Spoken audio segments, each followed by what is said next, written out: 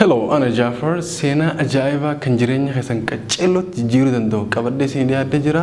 سنين دورين.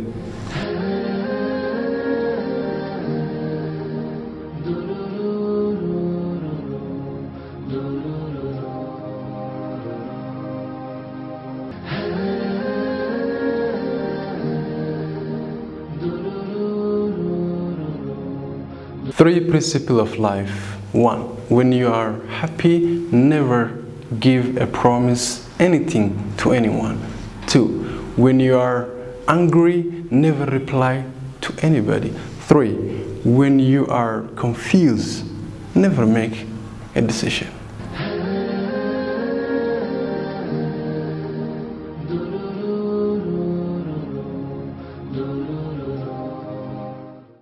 Gaftako Abbafi ilmoon imala deeman karaa dheeraa deeman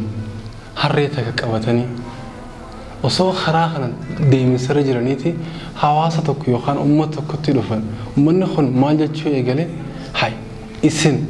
akkamitti osoo yaabbii qabdanii waan irra baatanii deemuu qabdan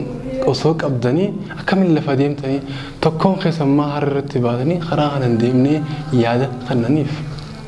kana abbaan yaada isaanii kana fudhatee ilmoo fi fuudhee harree gubbaa kaayee deemuu eegaleen tarkaanfii dheertuu booda uummata tokko dhufan uummanni sanis yaada tokko kan isaanitti yaadatan maal jaa hay zamanuma akkamii ta ilmoon yaabbii gubbaa teestee farda yookaan harree gubbaa teestee abbaan miilaan deemu sa ilmoo akkamii jaanii ilmoo san abaarus seenan kana abbaan yaaddawee dubbii isaanii sana fudhatee maal godhe ifii farda yookaan harree san irra bahee ilmoo lafarra gabbuusee deemis eegalan ilmoon qabdee harree sana deemtiin abbaan harree gubbaa jira iddoon fagaannee uummata biratti dhufan uummanni kun yaada kananiif maal jaaniin hay ati abba akkamii ilmoo san dhugattiif maaf dhalteehi ilmoon tun miilaan kalafa deemtu ati akkamii garaan si dandee harree gubbaa teestee adeemtu abbuma akkamii jaanii gaafatan jechuudha kana abbaanis yaaddawee dhugaa keessan jee irraa gabbee maal godhe yaa ilmootii atis anis nuti lameenuu lama taanee harree tana gubbaa baanee deemna nu haasijeen amma isaan lameenuu harree gubbaa ol bahan nam lamaan harree gubbaa bahanii deeminsa eegalan amma yaada namaa kanaa fudhatanii jechuudha